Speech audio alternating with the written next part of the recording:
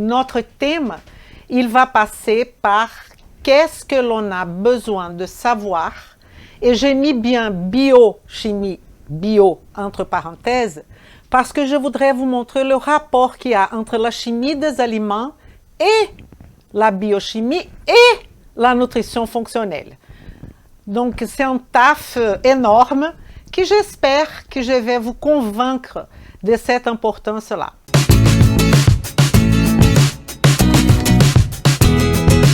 Vem comigo! Pour ceux qui ne me connaissent pas, je suis Elisa Marceau, chirurgien dentiste, naturopathe spécialisée en nutrition fonctionnelle. Et je suis là tout simplement pour vous montrer comment appliquer cette beauté qui est la nutrition fonctionnelle de A à Z pour transformer des vies, la vôtre et celle de vos patients. Au fur et à mesure que vous allez me connaître, vous allez voir que c'est effectivement une transformation, la transformation de nos clients ou de nos patients et la nôtre aussi. Parce que par conséquent, si on transforme quelqu'un, on se transforme aussi. Ce live, on appelle un projet 19-29, qui on sera pour l'instant, après il y aura des changements, vous allez voir. Mais pour l'instant, on est tous les mardis et jeudis de 19h29. C'est pour ça que ça s'appelle projet 19-29, live avec moi. On y va alors. Déjà, pour vous dire quelque chose que c'est très important, qui c'est la connaissance. La connaissance, elle est effectivement libératrice, n'est-ce pas? On a le pouvoir quand on a de la connaissance. On peut discuter avec n'importe qui quand on a de la connaissance. On est plus assuré de nos actions vis-à-vis de nos patients, qu'est-ce qu'on doit faire.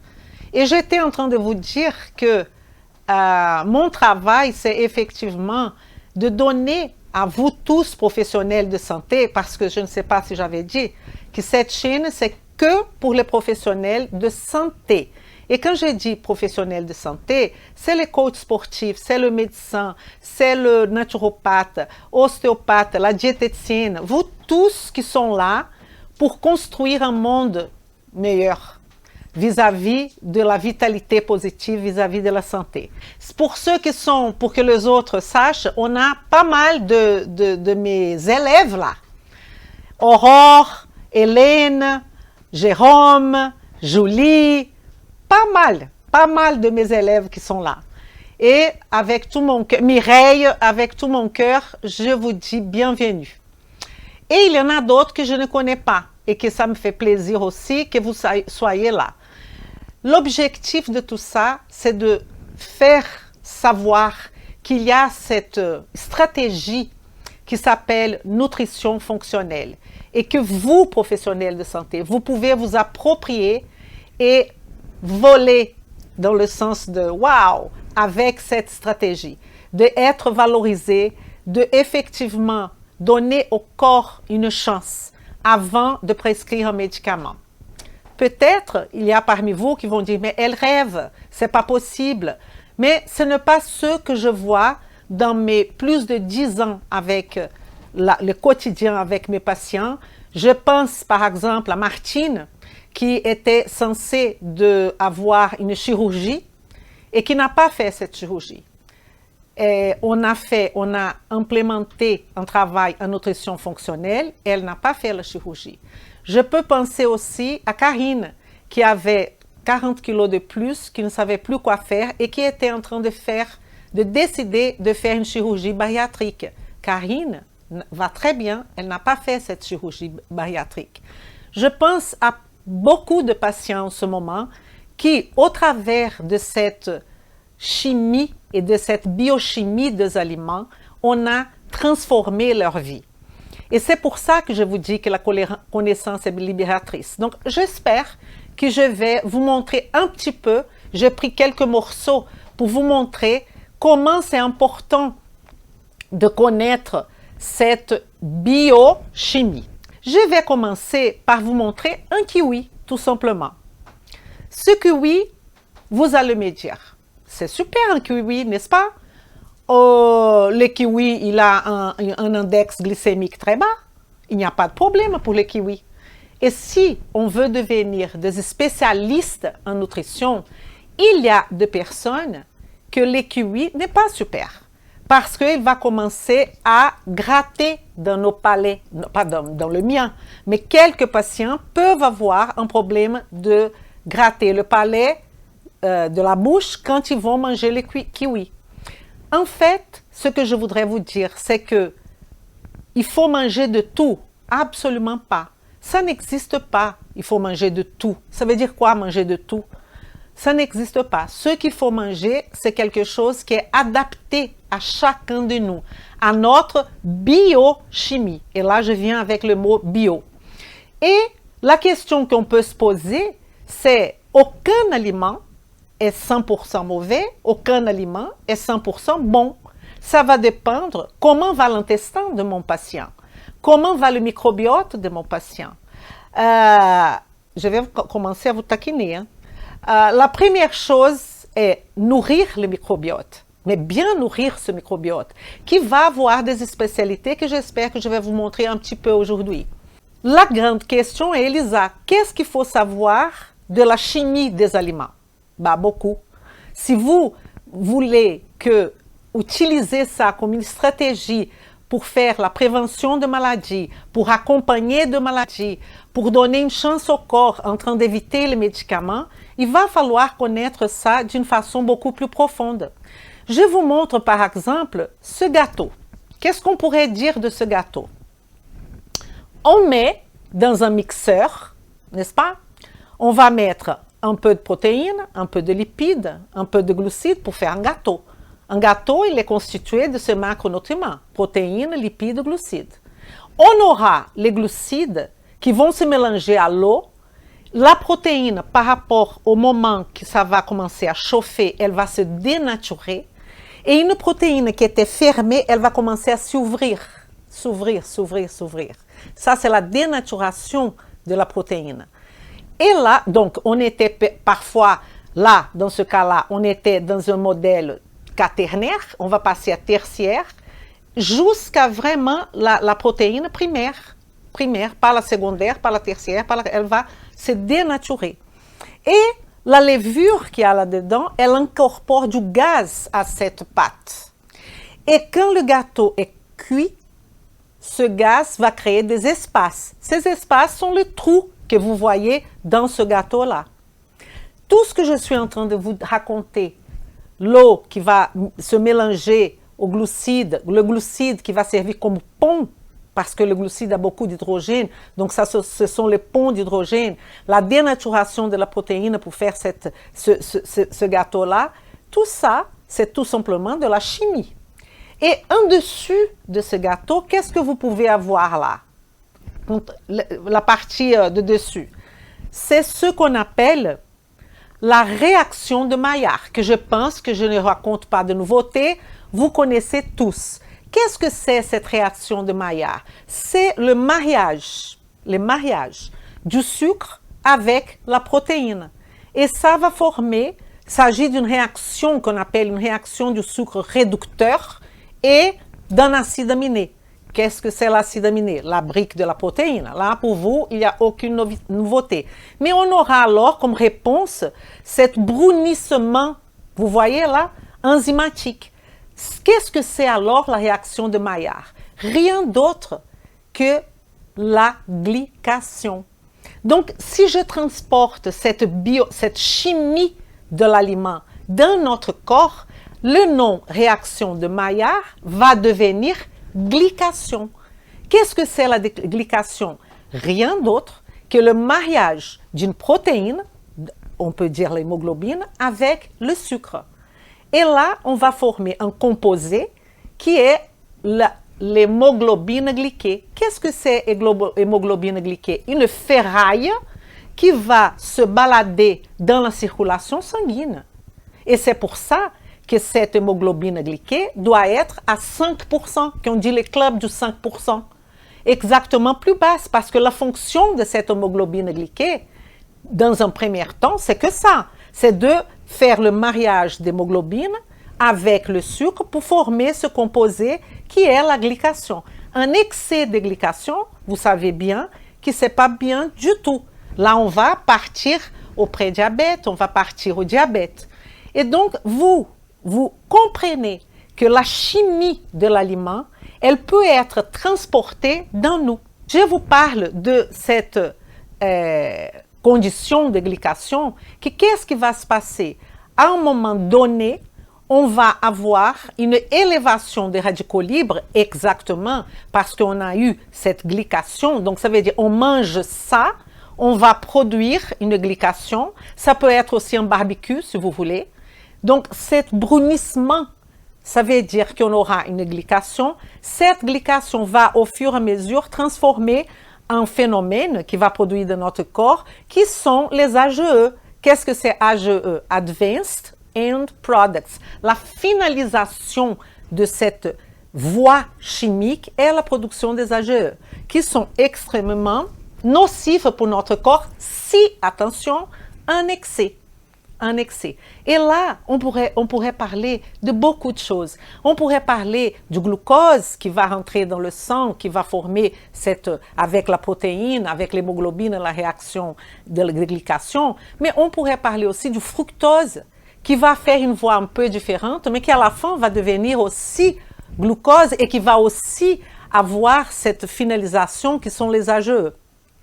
Une chose importante dans cette diapo, c'est de comprendre que la chimie de dehors peut se passer dedans. Et que le kiwi, malgré, est considéré comme tout simplement un fruit qui ne fait pas mal, il faut considérer aussi le microbiote de cette personne. Et je vais aller plus loin dans quelques moments. Qu'est-ce qu'il faut alors savoir? Qui mange? Qui va manger ça? Ce qu'il faut manger? Combien manger? Tout ça sont des éléments qu'il faut qu'on prenne en considération. Mais comment on va prendre ça en considération? Parce que je suis d'accord avec vous que c'est beaucoup d'informations. Et c'est pour ça qu'une nutrition fonctionnelle va nous permettre de savoir quelle est la première chose à faire, la deuxième chose, elle va nous donner des stratégies. Je sais que parmi vous, vous êtes habitués à avoir beaucoup d'informations, vous posez beaucoup de questions à vos clients ou à vos patients, mais vous ne savez pas comment organiser ça dans votre tête. Et c'est ça notre objectif. Le thé, c'est une solution riche en composés phytochimie. Phytochimie, le nom dit déjà, c'est la chimie des végétaux. Donc, qu'est-ce qu'on va voir quand je bois mon thé? Déjà, on va voir dessus une couche qui c'est une couche hydrophile et aussi un petit peu des couches hydrophobes, lipophiles, un peu de lipides aussi. Malgré les gens ne savent pas, mais on a dans ce type de composé un peu de lipides et beaucoup de produits hydrosolubles. OK. Et là, qu'est-ce que vous imaginez? Quand on va boire, à partir du moment que cet liquide rentre dans mon corps, question, est-ce qu'on peut affirmer que le thé vert est un antioxydant pour tout le monde? Absolument pas. Absolument pas. Pourquoi? Parce que l'organisme humain, et peut-être a des variations, et qui va faire cette fonction, qui va donner cette fonction antioxydative, qui va permettre que ce bioactif, qu'est-ce que c'est quelque chose de bioactif? C'est que dans ce thé, on a épigalocatéchine, n'est-ce pas? Galate, qui c'est un polyphénol. Ce polyphénol, il aura seulement action si on a des bactéries qui vont faire con que ce polyphénol commence à agir. Donc, on a besoin effectivement de l'intestin avec nos bonnes bactéries, nos bactéries amies. Une grosse partie de tout ce qu'on dit, ah, manger ça c'est bien, manger ça c'est bien, ça dépend du microbiote de cette personne. Et c'est pour cela qu'on dit alimentation, quand on va parler d'alimentation, quand on est dans les modifiables, la première chose qu'on va se préoccuper en termes d'alimentation, c'est de sauver l'intestin. Ça, c'est la première chose. Qu'à partir de là, on peut effectivement penser à polyphénol, à tous ces produits-là. Et là, je donne un exemple pour Marie, qu'elle n'a pas un microbiote adéquat pour faire quoi? La déglycosylation. Qu'est-ce que c'est la déglycosylation? C'est de séparer la partie glucidique du composé bioactif.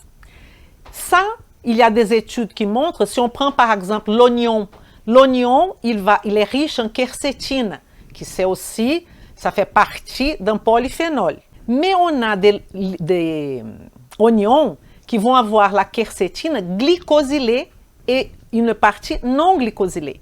Les études montrent que dans le cas de l'oignon,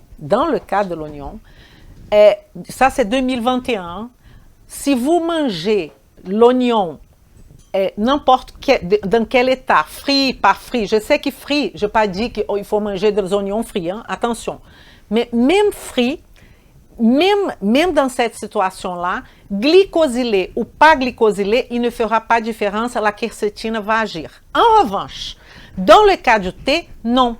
Il faut séparer la partie de glucose. Donc, on appelle ça la déglycosylation. Je ne suis pas sûre que vous savez ça, que vous connaissiez ça. Pourquoi? Parce que je vous invite à devenir des spécialistes en nutrition, des spécialistes dans les aliments. Les gens, ils parlent beaucoup, et là, je vais mettre de cette molécule-là, la curcumine. OK, mais qu'est-ce que vous savez de la curcumine? Comment la curcumine, qui est un bioactif, va agir dans NF-kappa B? Quelle est la dynamique? Quel est le processus? Comment va agir cette curcumine? Et il faut savoir que cette curcumine, elle va agir dans la même situation. Vous pouvez consommer la meilleure curcumine du monde qui existe. Si vous n'avez pas de bactéries pour faire la biodisponibilité, vous allez sécréter votre curcumine dans le caca. Et donc, ça sera un curcuma très, très cher. Et qu'est-ce que les gens font? Ils prennent de la curcumine partout. Je n'ai pas dit que c'est OK. Mais si on envisage solutionner le problème d'une personne qui a un CRP supérieur à 1, CRP-US, je parle de quoi? Inflammation chronique supérieure à 1 et parfois on a une inflammation chronique et ça ne montre pas le CRP US supérieur à 1. Donc tout ça, c'est de la connaissance qu'il va falloir étudier, qu'il va falloir se pencher dessus. Ce sont que des exemples que je vous donne pour vous montrer l'importance de la connaissance biochimique. Donc, à partir de ces constats-là, qu'est-ce que je vous conseille?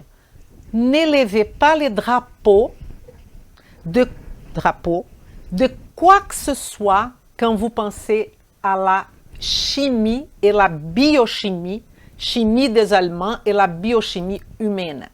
Dire aux gens, ne buvez pas ça, c'est mauvais, mangez ça, c'est excellent. Tout ça, si vous ne connaissez pas, si vous n'avez pas étudié la biochimie individualisée, personnalisée de la personne qui est devant vous, vous n'en savez rien.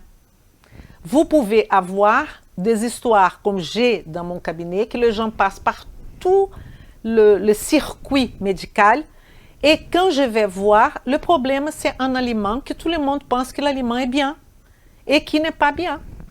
Pourquoi? Parce que en étudiant la biochimie de la personne et en étudiant la chimie de l'aliment, on va faire un test. Et c'est quoi le test? On va enlever cet aliment. Le problème, c'est que parmi tous ces aliments, lesquels vous allez enlever?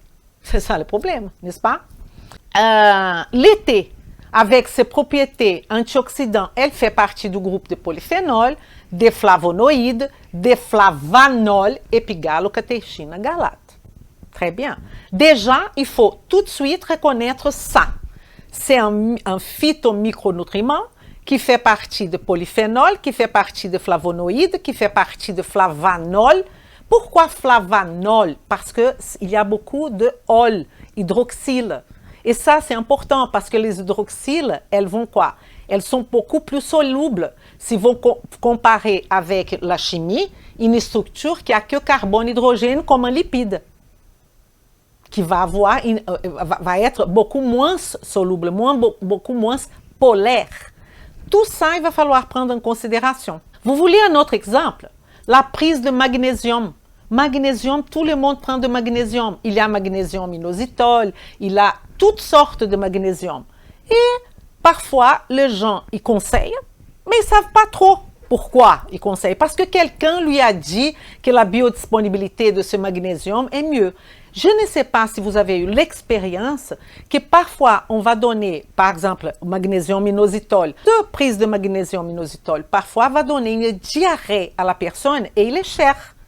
Et il est censé ne pas faire ça, mais il peut faire ça. Donc peut-être une erreur de quantité, il n'y a pas de bactéries, trop de bactéries, tout ça il va falloir prendre en compte. Donc, ce qu'on prend en compte, c'est la capacité digestive de la personne. Mais dire ça, comment je vais mesurer la capacité digestive d'une personne? Je vous pose cette question.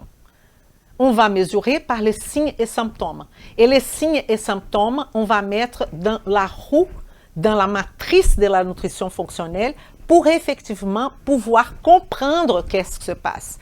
La motilité estomacale, la motilité intestinale de cette personne, sa capacité enzymatique, son absorption, les bactéries, la vitesse de transport, est-ce qu'elles prennent vous savez, de médicaments comme les IPP qui sont très importantes, qui vont avoir une action sur l'estomac. Tout ça, c'est de la biochimie personnalisée. Comment, Elisa, on va associer la chimie des aliments à la prescription, à ce que vous allez dire? Et vous savez quoi? J'ai mis ici 2 questions. Vous posez à votre patient, vous posez à votre client. Ça fait des années que je fais ça. Vous demandez à votre client, comme vous faites normalement, comment sentez-vous lorsque vous buvez du lait? Comment sentez-vous lorsque vous buvez du vin ou de la bière? Comment sentez-vous lorsque vous mangez du pain? Vous posez ce type de questions, n'est-ce pas? Je vais vous dire la réponse. Ils ne savent pas. Ils ne savent pas. La majorité de personnes, elles vont inventer une réponse, elles vont donner une réponse approximative parce qu'elles ne savent pas exactement ce qui est en train de causer tout ce mal-être chez elles. Normalement, c'est ça. Et donc, qu'est-ce qu'il faut faire? Il faut qu'on fasse un travail de détective. Des détectives. Je voudrais vous poser maintenant 2 questions et je vais attendre votre réponse là. OK? La première question est, est-ce que vous avez déjà essayé de mettre en pratique la nutrition fonctionnelle? Je voudrais savoir ça, s'il vous plaît. C'est très simplement de me dire oui ou non. Il n'y a pas grand-chose à faire. Ma deuxième question, quel est le plus grand défi pour y arriver? Quel est le plus grand défi pour y arriver? Qu'est-ce qui vous manque? Il faut que je le sache pour pouvoir vous aider. Dites vraiment dans votre cœur qu'est-ce qu'il faut faire. Qu'est-ce qui vous manque? Est-ce que vous savez? La connaissance, il ne faut pas avoir peur. La connaissance, c'est une construction. On ne peut pas prendre un bébé et lui dire « marche ». Mais le bébé, il va commencer à crawling. Comment on dit crawling? Ramper. Il va commencer à ramper. Et il va se mettre debout et il va tomber. Ce que je vous invite, si vous êtes un professionnel de santé, il n'y a aucun mal de commencer à expérimenter, et spécialement je vois tous mes élèves là, de commencer à expérimenter ce grand voyage qui est la nutrition fonctionnelle. Avec conscience évidemment, mais vous allez voir qu'une fois que vous commencez, vous allez avoir de réponses. Et plus vous allez avoir de réponses, plus vous allez avoir d'expérience. Et quel est le plus grand défi pour y arriver? Comprendre la biochimie, ça on va faire doucement. Connaissance des aliments, tout ça c'est une construction. C'est une construction qu'on va faire ensemble. Il n'y a pas de problème. Comment la mettre en pratique? Comment la mettre en pratique? Là, vous avez besoin effectivement de techniques qui, au fur et à mesure, je vais vous proposer. Au fur et à mesure. Les subtilités des voies chimiques et une vision globale. Bon, la vision globale, vous avez peut-être déjà. Qu'est-ce que c'est la vision globale? On prend les signes et symptômes d'une personne, on met dans un modèle, on analyse chaque système en commençant toujours par l'assimilation. On va proposer à cette personne de modifier tout ce qu'il faut modifier vis-à-vis de ces signes et symptômes. On va étudier toutes ces questions-là et on va accompagner cette personne dans son changement. Ça, c'est la vision globale. Après, évidemment, pour faire ça d'une façon responsable, d'une façon que vous êtes sûr de votre coût, il faut construire des connaissances. Il ne faut pas attendre que vous soyez... Je construis ma connaissance. On construit tous nos connaissances. Soyez, vous êtes des gens professionnels dans la santé quelque part. Quelque part. Vous connaissez, il y a ceux qui connaissent bien, très bien le muscle. Le médecin connaît très bien toutes les pathologies. Et peut-être ils ont oublié la biochimie. Les pharmaciens connaissent bien la biochimie. Peut-être ils ont oublié aussi. Et il y a une autre chose qu'il faut absolument que vous sachiez. Il ne faut pas connaître tout. Il faut connaître les choses qui sont en fonction de proposer une solution au patient. Je vais vous répéter ça 1000 fois. On va passer un lipide quelconque, parce que je suis en train de vous montrer la chimie associée à la pratique, n'est-ce pas? Là, on a un acide qui a 8 carbones. Regardez bien, on va analyser que ça. 8 carbones. Qu'est-ce que ces carbones, Elisa? Vous voyez le C. À chaque vertice là, on a un carbone. Et je sais qu'il y a pas mal de personnes qui connaissent ça déjà. Mais on va leur donner un petit moment pour qu'ils puissent comprendre aussi.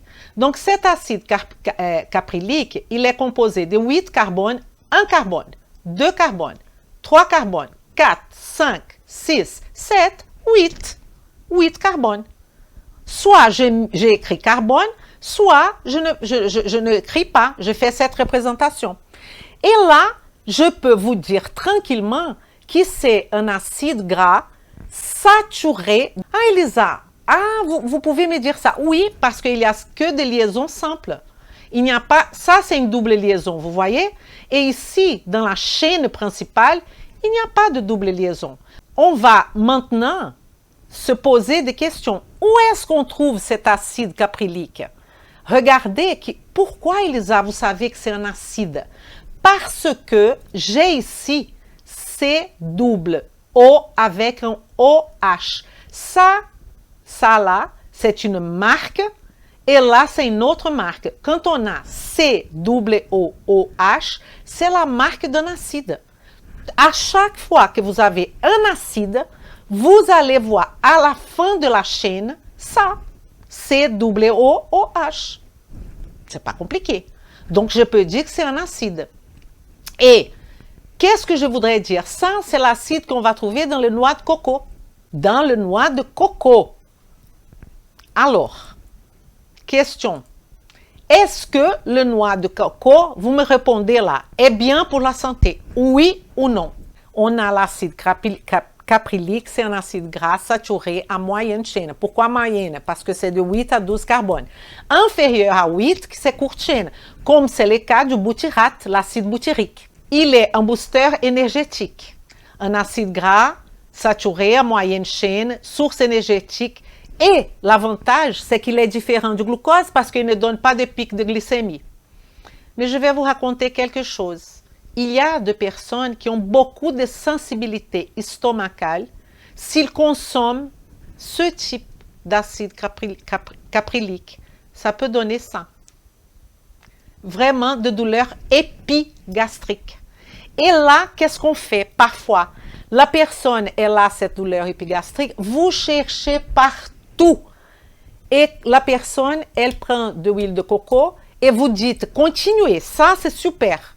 Eh bien, non, parce que pour cette personne-là, pour cette sensibilité estomacale, elle a ce problème-là. Et là, vous allez me dire, mais comment vous savez ça? Comme je vous ai dit, je partage tout. Je vais vous partager la Bible, ça c'est, je vais vous dire, la Bible de la food chemistry, de la chimie alimentaire. Elle est là. Je me base toutes mes études sur FENEMA. FENEMA, c'est Food Chemistry. On est dans l'édition 5e. Je ne connais pas en français, mais tout ce que vous voulez trouver, c'est là. C'est là. Évidemment, quand je parle, je vais faire de liaison de choses. Un bouquin, il est fait par chapitre. Il ne va pas vous faire réfléchir. Et il y a aussi la question qu'il faut avoir un peu de base chimique. Mais c'est la Bible de la food chemistry, de la chimie alimentaire. Je vous invite à mettre ça de côté pour plus tard parce que c'est le bouquin qu'il faut avoir. Maintenant, je vais vous parler de quelque chose qui va vous parler parce que c'est une grosse difficulté de gens, je pense. Regardez ça. Je vous donne des exemples. Là, je vous montre une étude de cas, un déséquilibre acido-basique et qui peut-être, il y a beaucoup de discussions sur ces sujets et peut-être vous ne savez pas que c'est un déséquilibre acido-basique. Je vous donne la situation.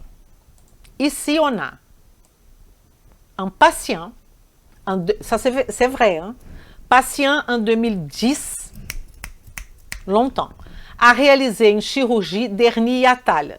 Je vous mets ici, je vous mets quand même ici la situation de hernie hiatale. Qu'est-ce qu'on a ici?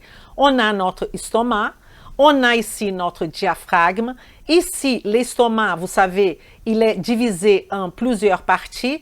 Ici, à la fin, c'est le antre qui va faire communication avec le pylore, qui va faire communication avec le duodénum.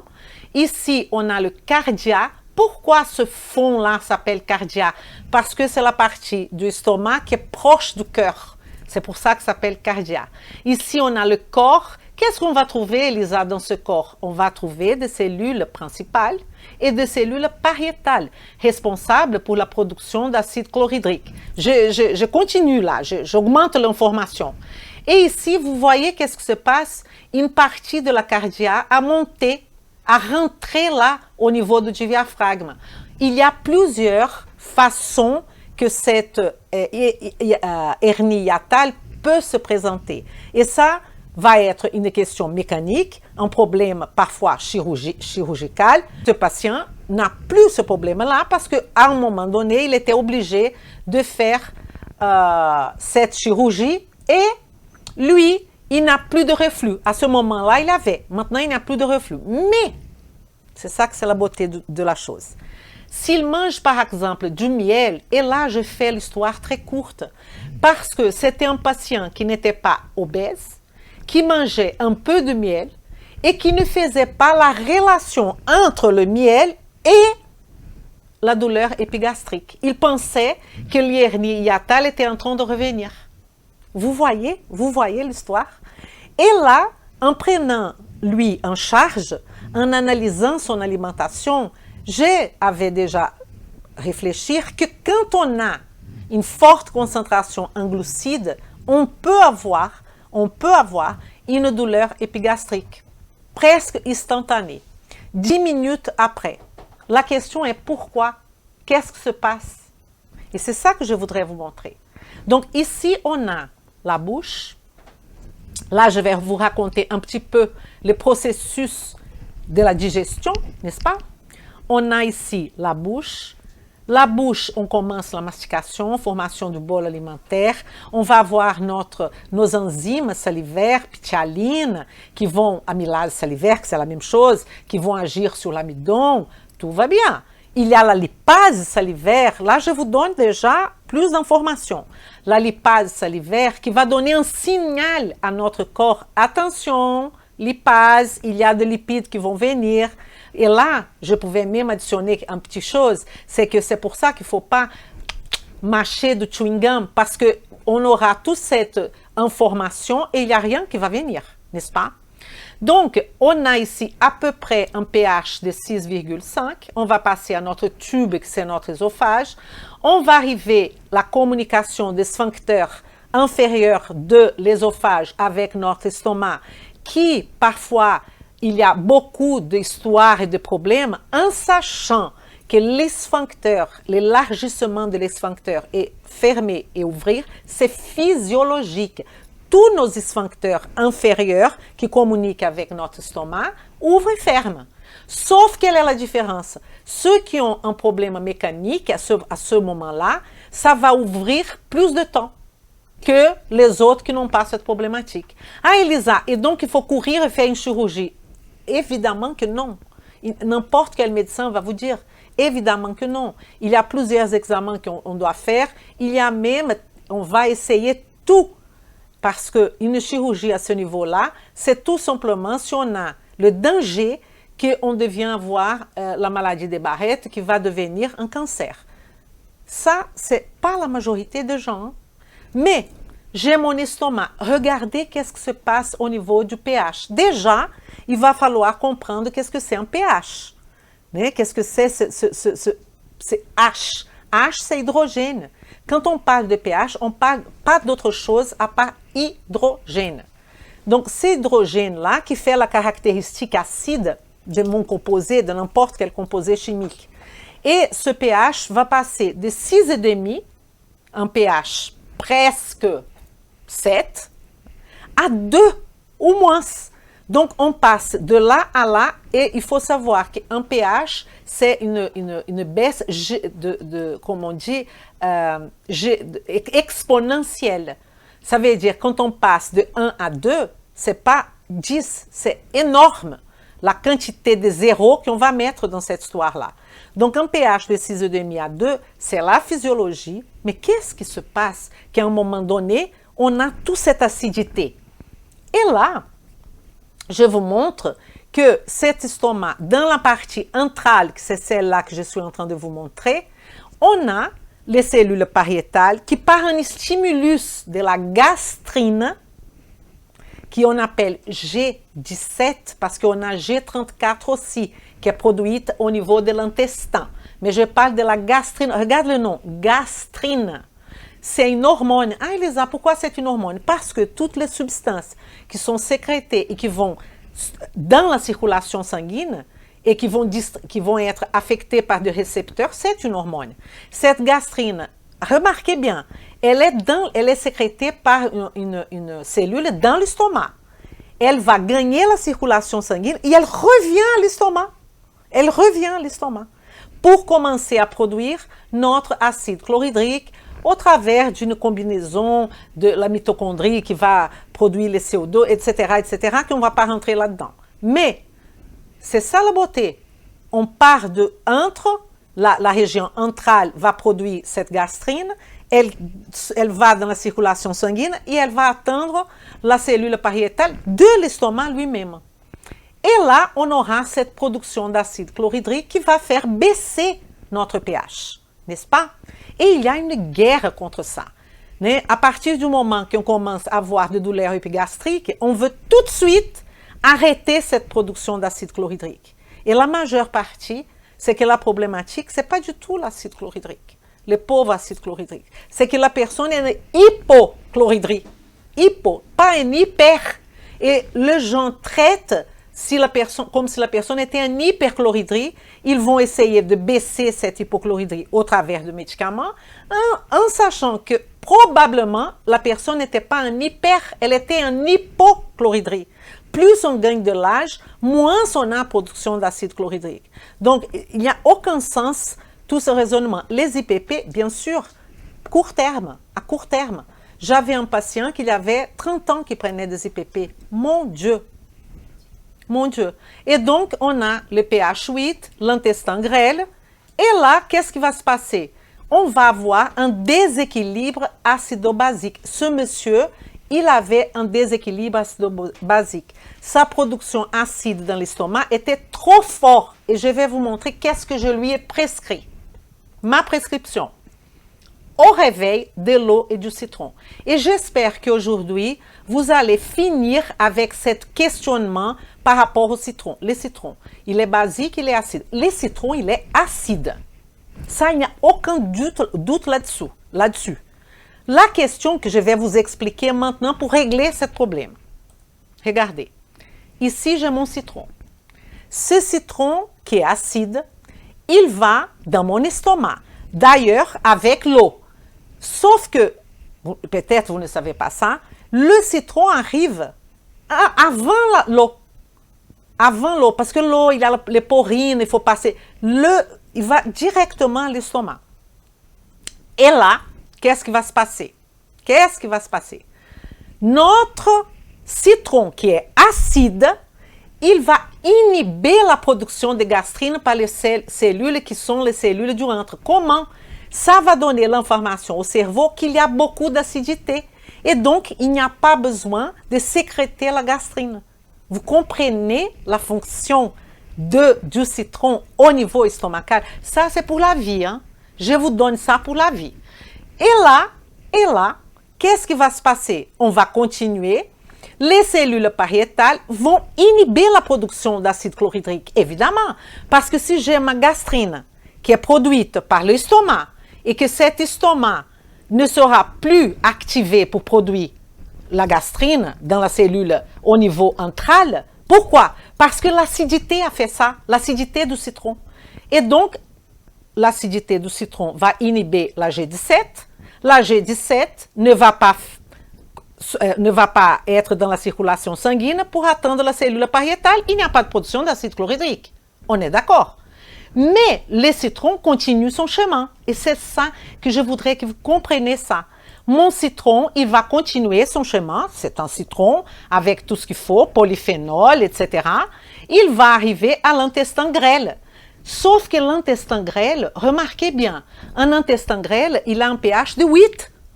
Attendez, on était à 6,5 dans la bouche. On a passé un pH 2. Après, on a passé un pH 8. Pourquoi? Parce que c'est le moment qu'on appelle la préalcalinisation de l'intestin.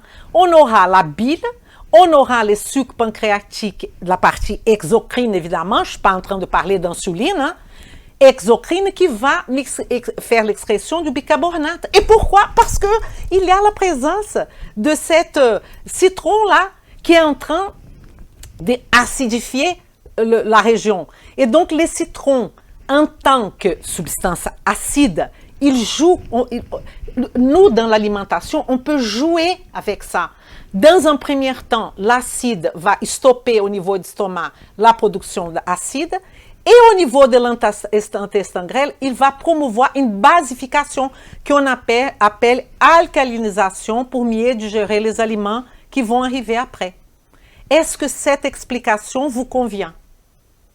C'est beau ou pas? Et alors, on appelle préalcalinisation de l'intestin. D'un coup, estomac acide, d'autre coup, intestin basique. Et ce n'est pas que le citron. On peut penser en vinaigre. OK? On peut penser à d'autres produits. Je vous donne le nom du citron parce que je vois de grosses discussions en train de dire que le citron est basique. Non. Le citron est acide, s'il vous plaît. Mais regardez l'action du citron. Et là, qu'est-ce que j'ai dit? 5 minutes avant déjeuner, ou avant dîner, ou avant le petit déjeuner. Qu'est-ce qu'on aura? On va prendre un shot de citron, avec de l'eau si vous voulez, et stimulation digestive va augmenter, principalement au niveau intestinal. Ma capacité digestive va améliorer de façon exponentielle. Est-ce que vous imaginez une personne qui a fait une chirurgie d'hernie hiatale, qui n'avait plus de reflux, qui commence à manger normalement, le miel a provoqué ça. Et je lui ai offert le citron. Et là, vous allez dire, mais c'est rien ce que vous avez fait. Le problème, c'est qu'il y a une montagne de connaissances pour arriver à ça. Et pour ce patient-là, Elisa a transformé sa vie. Elisa a changé sa vie parce qu'il a pris conscience qu'il n'y a pas un problème de chirurgie, que tout va bien, que la biochimie personnalisée qui a joué. J'espère que vous avez bien compris ça. On aura dans notre continuité un autre cas pratique, mais que je n'ai pas noté, qui est ici. Ici. Je ne sais pas comment, est ici. C'est le cas que j'ai eu avec ma patiente aujourd'hui. Et là, il y a aussi d'autres choses que je voudrais vous montrer, que je vais vous montrer au fur et à mesure. On va continuer. Si vous me dites si vous êtes intéressé par ce sujet, comme ça. La prochaine fois, je voudrais parler, la question que je me posais est, comment, parce que est-ce que vous avez déjà entendu parler que c'est bien de prendre du collagène pour le rajeunissement. On prend du collagène pour la peau, on va acheter des pilules de collagène. Est-ce que vous êtes intéressé pour savoir qu'est-ce qu'on peut faire à propos de ça? Dites-moi oui ou non. Et je vous vois jeudi pour ce sujet-là. Est-ce que vous êtes d'accord avec le sujet du collagène? Est-ce que ça vous va? Je vais vous proposer des sujets comme ça. Une autre étude de cas, tout à fait. C'est une personne qui a acheté du collagène, qui a mis ce collagène devant moi et qui m'a demandé, Elisa, est-ce que je vais, ma peau, mes ongles, les cheveux, vous savez, cheveux qui tombent, ongles cassantes et collagène pour la peau, on parle de ça tout le temps, et spécialement pendant l'été. Est-ce que vous êtes intéressé pour ce sujet-là? Je voudrais que vous dire que tout ça, c'est la nutrition fonctionnelle, qui elle peut effectivement transformer votre vie professionnelle. Vous qui êtes médecin, le médecin, je comprends, hein, ils sont un peu résistants parce que j'ai des élèves médecins, mais qui ne veulent pas trop se mettre devant, et je leur comprends parce qu'il y a les collègues et tout ça. Mais vous les médecins, vous les pharmaciens, vous les coachs sportifs, est-ce que vous vous rendez compte de votre puissance? Je vais perdre ma voix de dire ça. Parce que c'est ça mon travail, de capter, de vous informer et de vous former.